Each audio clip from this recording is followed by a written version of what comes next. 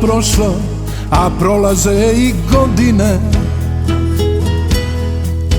Ni minuta mog života da ne mislim na tebe.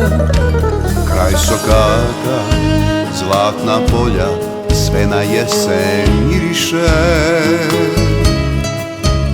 Kao davne 91. te teške ratne godine.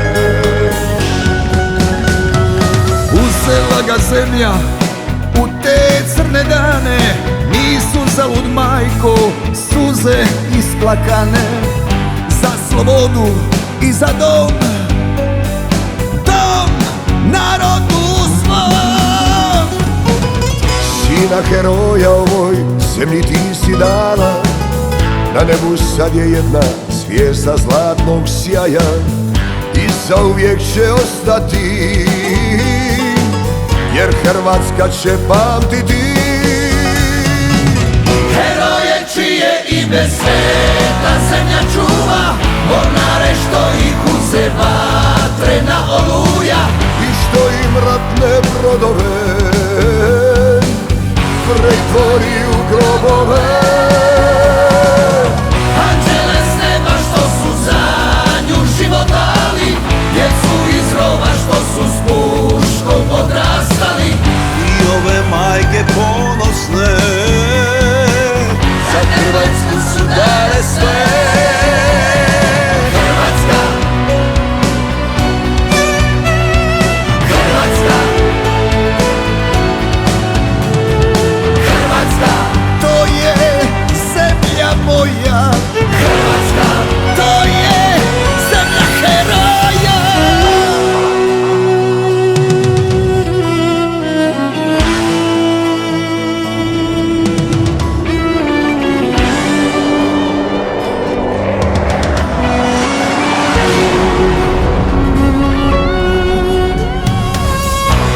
Vjerovao sam tako, krenut će na bolje. Konačno sad, kad imamo svoje, zasjat će nam opet naše sunce zlatno.